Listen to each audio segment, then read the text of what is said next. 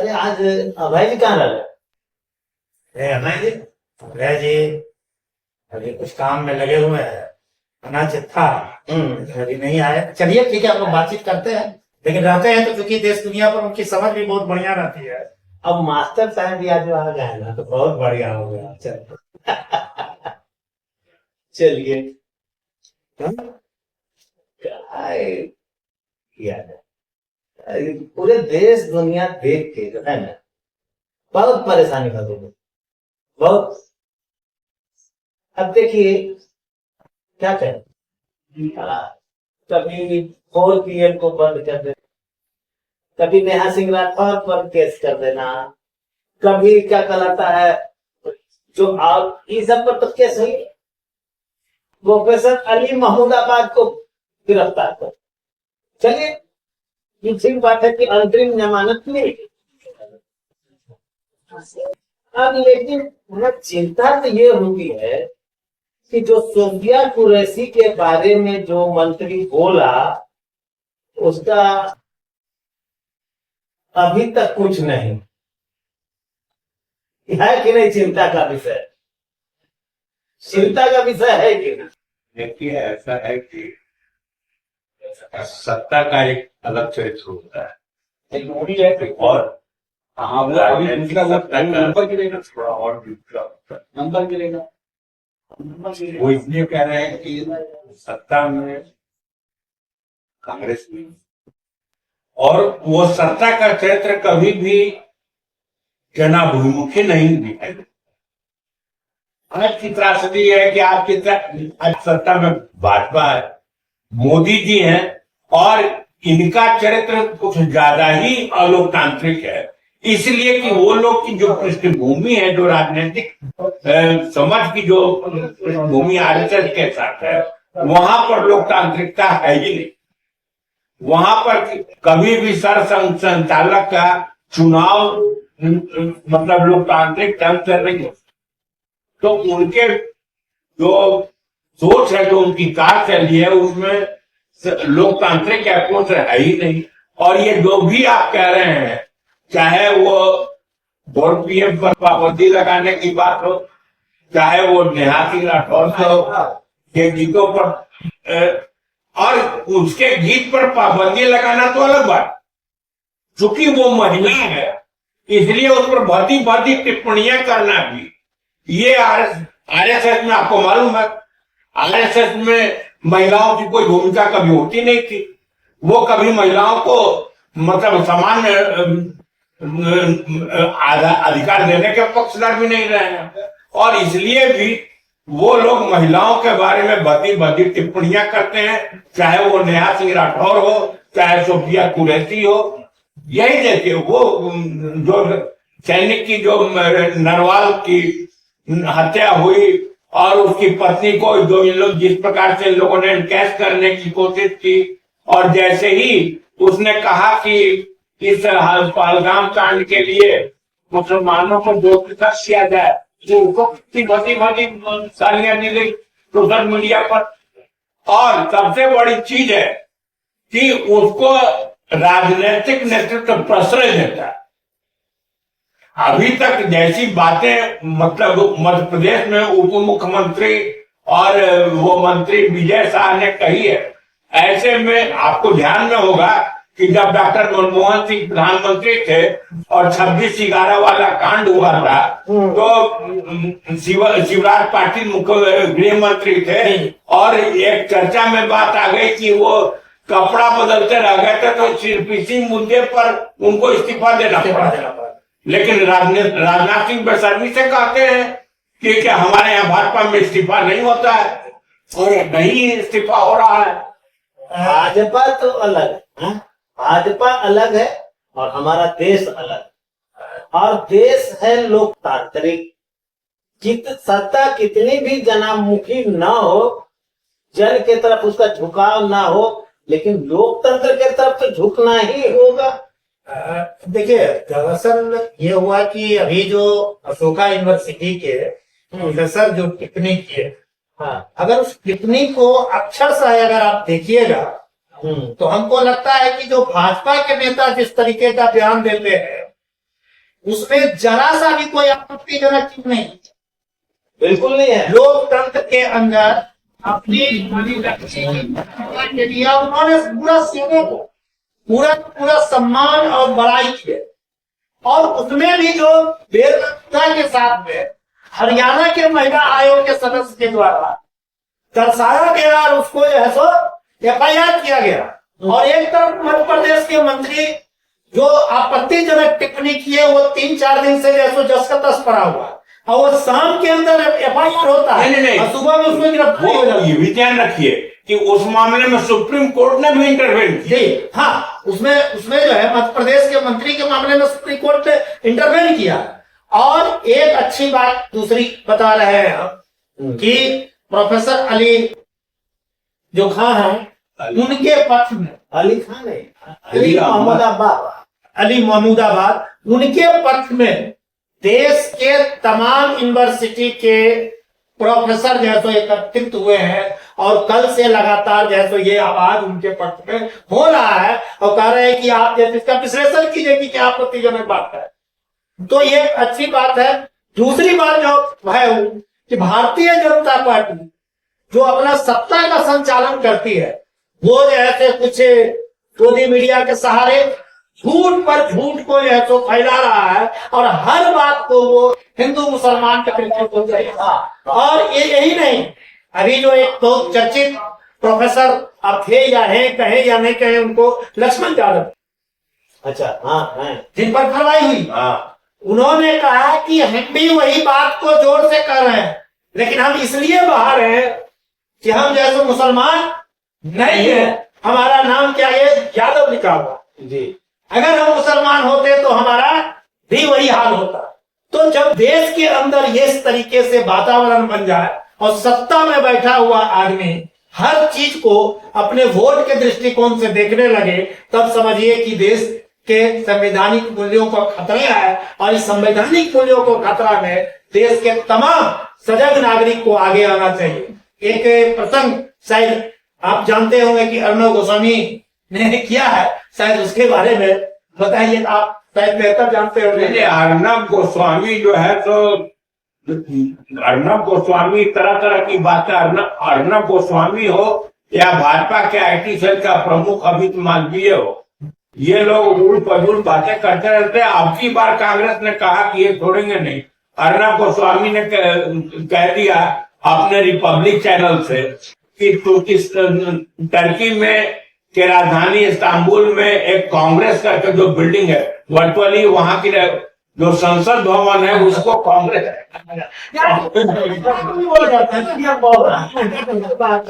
एक यहीं पे घटना सुना देते हैं।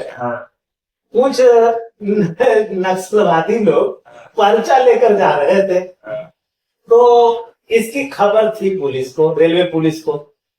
तब पूछा कि बोरा में क्या है, तो बोरा में क्या है, तो कहा देख लीजिए। तो सोच देखा, कलकत्ता चलो, इतना कांग्रेस में चलो।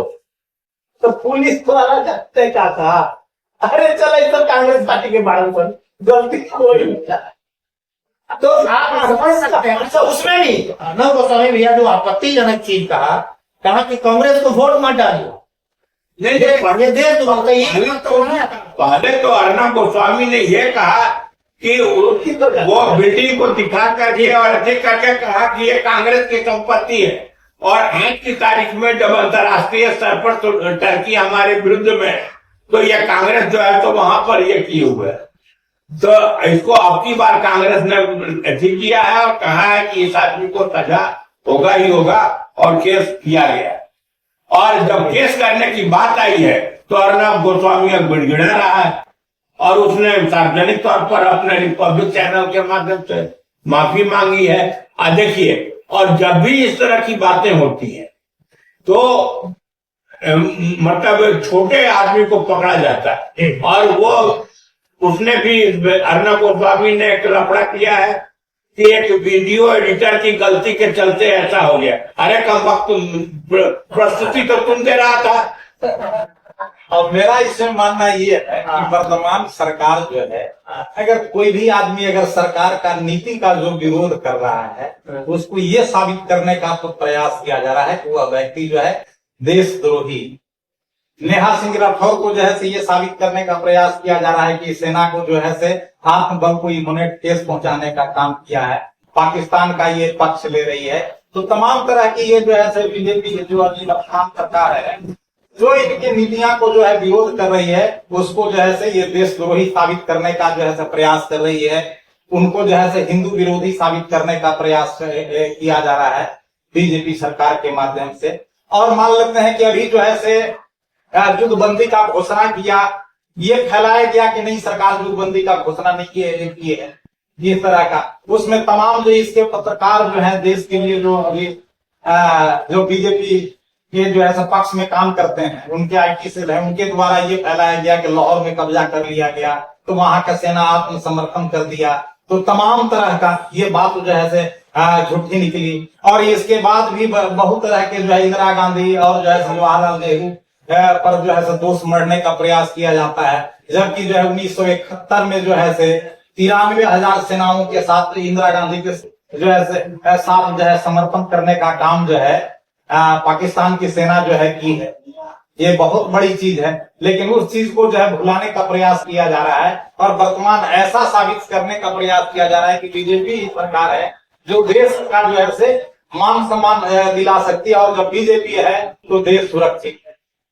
अभी देखिए तो जो आप जो सवाल उठाए हैं, देश के प्रमुख राजनेता जो किसी जमाने में बीजेपी के आधार स्तंभ हुआ करते थे, उन्होंने जो अपनी वेदना है, अपनी टिप्पणी की है, वो ये है कि अभी जो सत्ता का संचालन करने वाले लोग हैं वो बीजेपी नहीं है। जहां वाजपेयी जी जैसा लोग या आडवाणी जी जैसा लोग या जसवंत सिंह जैसा लोग या जसवंत सिन्हा जैसे लोग, अभी का जो बीजेपी है उनको शायद देश को चलाने के समझ बिल्कुल नहीं, और इसके कारण जो है से वो अलूल जलूल करके हिंदू मुसलमान करके किसी न किसी प्रकार से सत्ता में बना रहना चाह रहा है। और इस सत्ते में बने रहने के लिए उन्होंने इस तरीके का वातावरण बनाते हैं कि हमको सिर्फ वोट चाहिए। जितना भी घटना घटा, इसके पहले भी जो घटना घटा, इसके पहले अभी भी जो घटना घटा है, उसको वो वोट बैंक में जो है तो तब्दील करने के लिए कोशिश कर रहे हैं। तो हमको लगता है कि, और इसमें उन्होंने जो झूठी मीडिया के जो सहारा लेते हैं, वह भी आज के दौर में बड़ा मुश्किल के दौर हो गया है। उस दौर से हम गुजर रहे हैं, और ऐसी स्थिति में सजग नागरिक के ये कर्तव्य बनता है कि इन चीजों को थोड़ा सा विश्लेषण करें और एक ऐसे वातावरण बनाए जहां पर हम संवैधानिक मूल्यों को रक्षा करके आगे बढ़े। अब इसको हम इस तरह से कह सकते हैं कि वर्तमान समय में जो सही न्यूज है, जो देश की सही हालात है, उसको जो है आम जनता तक जो है नहीं पहुंचने दिया जा रहा है। उसको केंद्र पराकेंद्र जो है उसको रोकने का प्रयास किया जा रहा है, ताकि सही चीज जो है आम जनता जो है नहीं जान सके।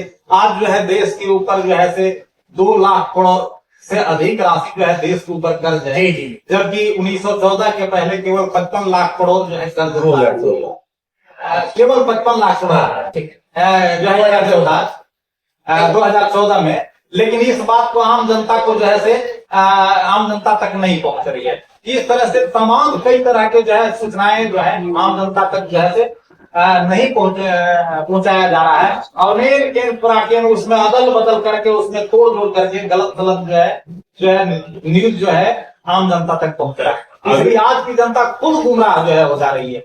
ऐसा है गोविंद जी, आप एक बहुत इंपॉर्टेंट बात अभी 1971 के युद्ध के आसपास इंदिरा जी की भूमिका को, तो 1971 में भारत रूस संधि समझौता हुआ था, और अप्रैल में ही मानिक शाह ने कह दिया था कि अभी लड़ाई करना उचित नहीं होगा, और नवंबर दिसंबर में हम लोग जाकर के लड़ाई करेंगे।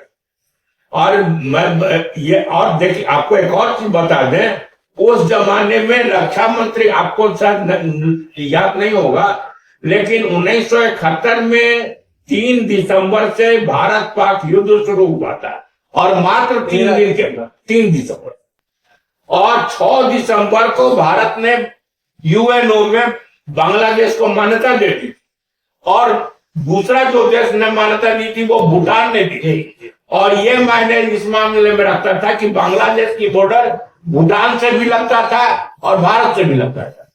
और ये जो अमेरिका उस समय भी धमकी देता था, आज बड़ी एक अच्छी कहता है कांग्रेस पार्टी ने ले लिया है कि उनको झुकना न था, नरेंद्र मोदी को उनको झुकना न था। उस समय अमेरिका में, और उस समय बता रहे हैं उस समय बांग्लादेश में अमेरिका का बेड़ा आ रहा था, लेकिन SHF के मानिक साहब और तत्कालीन रक्षा मंत्री जगजीवन राम के दस्तखत से करोड़ों की संख्या में पर्चा बांग्लादेश में फेंका गया था कि आप लोग घिर चुके हैं, अगर नहीं आप लोग आत्मसमर्पण कीजिएगा तो सारे लोग तुरंत मारे जाएंगे। और रसद पानी का, भोजन पानी का सब रास्ता बंद कर दिया गया था। और ऐसा नहीं है कि बहुत उनके पास हथियार थे, लेकिन फिर भी साइकोलॉजिकली या जिसको कि कहिए कि कूटनीतिक व्यवस्था ऐसी थी कि हमें पाकिस्तान की सेना को 93,000 सेना को आत्मसमर्पण। हमको ये कहना है कि ये सब चीज तो हो ही रहा है और इतिहास से हमको शिक्षा भी लेनी चाहिए। और कितना हम शिक्षा ले पा रहे हैं नहीं ले पा रहे हैं वो अलग बात है, लेकिन ये सब जो हो रहा है, जो कर रहे हैं वो तो कर ही रहे हैं, लेकिन हम लोग को क्या करना चाहिए, करना क्या चाहिए? सबसे प्राथमिक, क्योंकि धर्म का इस्तेमाल वो कर रहे हैं, झूठ का इस्तेमाल वो कर रहे हैं। हम लोग के झूठ का झूठ हम लोग के समझ से पहले ये प्रयास करना चाहिए कि जो सरकार कर रही है उसका सही न्यूज जो है, सही समाचार जो है आम जनता तक पहुंचाने का प्रयास करना चाहिए। और दूसरा बात अगर झूठ अगर कर रही है तो उसका विरोध किया जाना, झूठ का विरोध और झूठ सच को सामने लाना और क्या करना चाहिए? देखिए क्या हुआ कि इन्होंने जो वातावरण बनाया ताकि लोग शिक्षा, स्वास्थ्य, रोजगार के विषय खत्म हो जाए और एम के प्रकार राष्ट्रद्रोह, देशद्रोह, देशभक्ति, हिंदू मुसलमान ऐसा करें। और जो लोग भी थोड़ा बहुत इस काम को कर रहे हैं उसको पर FIR करो, जेल भेजो, ताकि जैसे लोग उसी में उलझे हुए। क्या करना चाहिए? नहीं, इसके लिए हमको प्रतिकार करना चाहिए, लोगों को मोटिवेट करना चाहिए और इस तरीके के सरकार के झूठ को पर्दाफाश करना। हमको लगता है एक चीज और करना चाहिए जो आपकी अगर प्रतिकार करना चाहिए ना। इन्होंने कहा कि झूठ को सच्चाई को सामने लाना चाहिए, तो उनके झूठ को पर्दाफाश करना चाहिए। हमको ये लगता है कि ये धर्म का प्रयोग कर रहे हैं ना, तो धर्म के प्रयोग में हम लोगों को भी करना चाहिए। एक बात और इसमें हम ये कहना चाह रहे हैं, क्योंकि हम भूल जाएंगे, भूलने की बड़ा आदत है हमको। तो उसमें जो है कि क्या कहलाता है कि कबीर के बाद, रहीम का बात, नानक का बात, इन सारी बातों को क्यों नहीं हम लाएं? एक दूसरे पर आरोप प्रत्यारोप करने से अच्छा कि हम यही चीज लाएं। अब तुम अपने से समझो कि ये क्या चीज हो रहा है, क्यों हो रहा है, कब हो रहा है, क्या करना है, उसको समझो। अब जैसे मान लीजिए कि कबीर एक बात कहते हैं, साधो देखो जग मोरा, सांची कहे तो मानन धावे, अब झूठे जगपति आना, इससे बड़ा झूठे जगपति आना। और हिंदू कहता है राम हमारा, मुसलमान रहमाना। अब आपस में तो लड़ी मरत है, मरम को नहीं जाना। अब ये बात हर घर तक पहुंचाया जाए, मतलब माने के साथ, इससे मतलब के मर्म को जो है हर घर में पहुंचाना। चलिए, तो असली नायक जो ये है ना, इसको स्थापित करें और जो नकली नायक है उसका पर्दाफाश करना चाहूंगा कि किसी भी लकीर को मिटाने की अपेक्षा उसके बगल में बड़ी इसीलिए हम लोगों को इस देश की सांस्कृतिक विरासत के अनुरूप मतलब ग्रासरूट लेवल पर, सामाजिक स्तर पर प्रयास किया जाना चाहिए। चलिए, उनके झूठ का भी विरोध हो और सच बातों से लोगों को अवगत। चलिए, तब इस आशा के साथ में जी कि ये बरपूचल का जो है एक तो टास्क मिल गया, और इस टास्क को हम लोग पूरा करने के लिए हम लोग चलाए तो ठीक बात है, अच्छा बात है। चलिए, धन्यवाद।